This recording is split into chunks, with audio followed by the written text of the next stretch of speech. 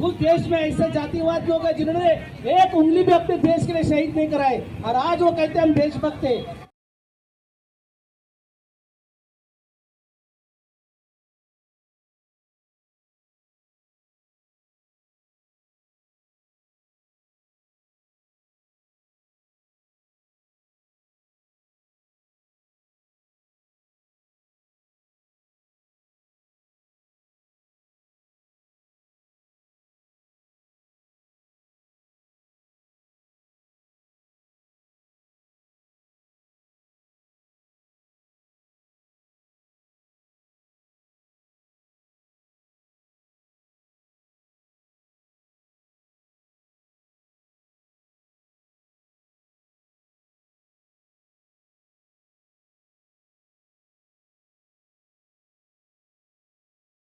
आए दिन कुछ ना कुछ कार्यक्रम यहाँ पे रखते हैं और ये हर एक के मसले के लिए कभी भी उठ खड़े होते हैं। मुझे बहुत अच्छा लगता है कि आज इसी इलाके के पूर्व एमएलए आमदार शमीम कुरैशी साहब के भाई हलीम कुरैशी साहब भी आज हमारे बीच में हैं। आम आदमी पार्टी के मुंबई के उपाध्यक्ष देशमुख साहब जो काफी ओपी बांद्रा में और सभी आम आदमी पार्टी के पदाधिकारी, जिला अध्यक्ष और जो रिक्शा यूनियन के अध्यक्ष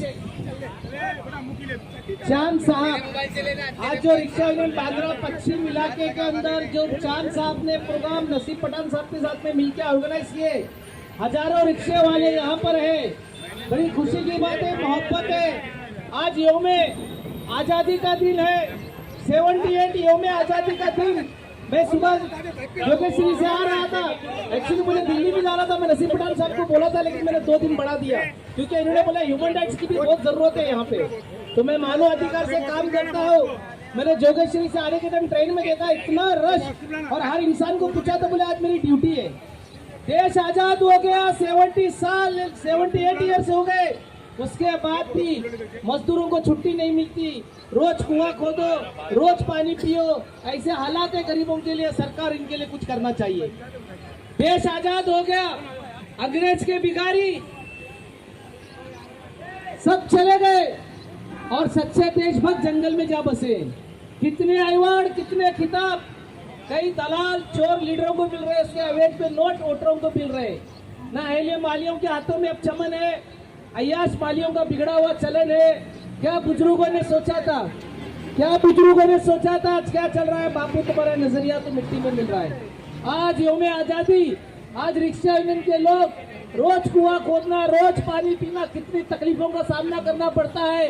कितनों को घर पहुंचाने का काम करते हैं, कितना सुरक्षा का काम करते हैं, मगर पुलिस वाले इनके इतना सताते हैं कि यहाँ के लोग परेशान है। ये गरीब रोज 400 से 500 कमाता है, लेकिन 500 का फाइन इनको लगता है। पूरे घर के अंदर 2 वक्त की रोटी भी ये चूल्हा नहीं जला पाता है। तो मैं पुलिस से कहूँगा आज स्वतंत्र दिवस के टाइम पे ये गरीबों का ख्याल रखो।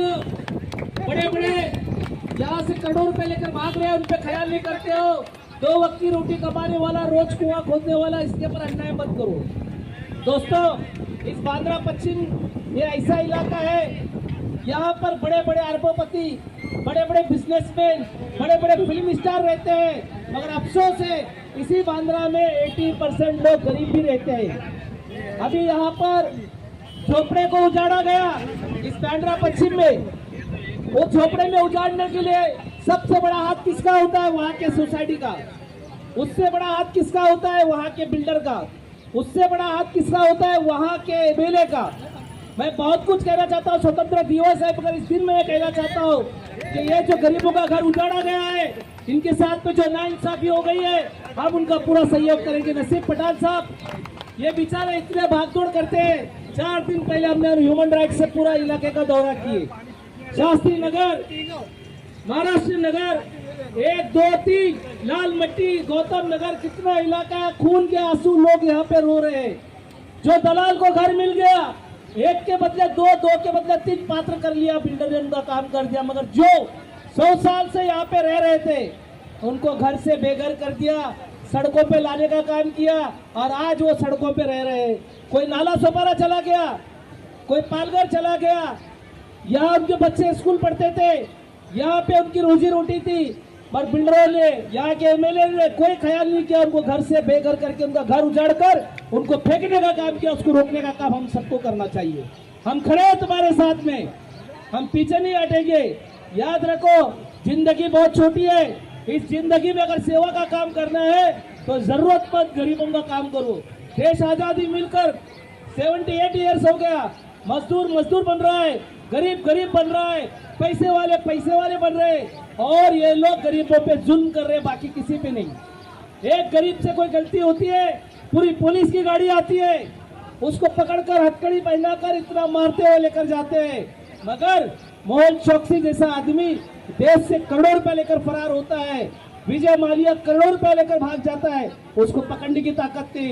इस देश में अडानी का अन्याय हो रहा है, इलेक्ट्रिकल बिल कितना ज्यादा आ रहा है, मगर उसको रोकने का काम कोई नहीं कर रहा है। कई आवाजें उठ रही, कई मोर्चे निकल रहे, कई आंदोलन हो रहे, पर इनके ऊपर जू सू के तू नहीं हो रही है। ये जुल्म करते जा रहे हैं, महंगाई बढ़ाती जा रहे हैं, गरीब गरीब ऐसे भूखे, 2 वक्त की रोटी कमाने वाला भूखा ही मर रहा है। कितने लोग आत्महत्या कर रहे हैं, आज कितने देश में लोग आत्महत्या कर रहे हैं, इसको रोकने का काम कौन करेगा? तो दोस्तों, अगर तुमको सच में आजादी मिली है तो अपने राइट्स के लिए, अपने अधिकार के लिए लड़ना सीखो। जितना अधिकार एक प्राइम मिनिस्टर को है उतना अधिकार आपको भी है। अपने आप को छोटा ना समझो। ये देश में कानून बोलता है, मानव अधिकार बोलता है, ह्यूमन राइट्स बोलता है कि हम सब एक है। कोई छोटा नहीं, कोई बड़ा नहीं, कोई हिंदू नहीं, कोई मुसलमान नहीं, कोई सिख नहीं, कोई ईसाई नहीं, कोई बुद्धिस्ट नहीं, कोई दलित नहीं, कोई मराठा नहीं, कोई गुजराती नहीं। हम सब मानव है, देश के नागरिक है, हमें पूरा अधिकार है और हमसे कोई बात छुपाया ना जाए। आज हर चीज में हमें सताया जाता है, परेशान किया जाता है, और जुल्म गरीबों पे हो रहा है, अत्याचार गरीबों पे हो रहा है। पैसे वाले लोग आराम से एयर कंडीशन मशीन में बैठे। यहाँ देखो जितना झंडा वंदन हो रहा है, पूरे इलाके में देखो, वीआईपी जितने भी बंगले, एक भी झंडा वंदन करते हैं लोग नजर नहीं आएंगे। वो वीआईपी एयर कंडीशन गाड़ियों में बैठे पिकनिक मनाने जाते हैं, मगर गरीब बेचारा अपने जेब से 100 रुपया खर्चा करके एक झंडा तो खरीदता है, एक तिरंगा खरीदता है और अपने सीने पे लगाता है। उसको दर्द है देश की आजादी के लिए। जंजीरों से जकड़ा हुआ भारत देश, इसको आजाद कराने के लिए हिंदू, मुस्लिम, सिख, ईसाई 5 लाख उलमा शहीद हो गए थे। ये देश का इतिहास है, मगर कुछ जातिवाद लोग इस इतिहास को छुपाने का काम करते हैं। कुछ देश में ऐसे जातिवाद लोग हैं जिन्होंने एक उंगली भी अपने देश के लिए शहीद नहीं कराए, और आज वो कहते हैं हम देशभक्त हैं। ये वही देशभक्त हैं जिन्होंने दुनिया में, देश में माहौल खराब करके रखा है। 2% मीडिया ने पूरे देश के अंदर माहौल करके खराब करके रखा है। इनको सिर्फ पैसा कमाना है, गरीब के लिए खड़े नहीं रहना है, गरीब के लिए मदद नहीं करना है। अस्पताल में आप जाओ, कितने मरीज दम तोड़ रहे, कोई मदद के लिए इनको आगे नहीं आ रहा है। आप देख लीजिए, हॉकर्स का मुद्दा हुआ, वेंडर्स का मुद्दा हो, अस्पताल का मुद्दा हो, गरीब का मुद्दा हो, कितने मुद्दे हैं देश में, कोई इसको हल करने के लिए तैयार नहीं। सिर्फ आश्वासन दे रहे, 5 साल तक गायब हो जाते हैं। अब चुनाव आएगा, बराबर झंडा वंदन करने सबसे पहले आगे खड़े रहेंगे। तो मैं चाहता हूँ आप लोग नए लोगों को, अच्छे लोगों को मौका दो, आगे बढ़ाने की कोशिश करो। देश की आजादी का मकसद समझो। ये देश आजाद इसलिए हुआ कि सबको बराबर का अधिकार मिले, गरीबी खत्म किया जाए, सबको मकान मिले और सबको रोजगार मिले। अगर आज रोटी, कपड़ा और मकान के लिए लोग तरसते जा रहे हैं, कुछ भी नहीं मिल रहा है उनको, तो मैं ज़्यादा वक्त नहीं लूँगा। नसीब पठान साहब का शुक्रगुजार, रिक्शा यूनियन का, हमारे भाई इलियास भाई और हमारे सभी शमीम कुरैशी साहब के भाई, हमारे इलाई कुरैशी भाई, हालिम कुरैशी भाई, देशमुख साहब, अब सब अपने जितने की बात है, सबका मैं शुक्रगुजार करता हूँ। जय हिंद, जय महाराष्ट्र।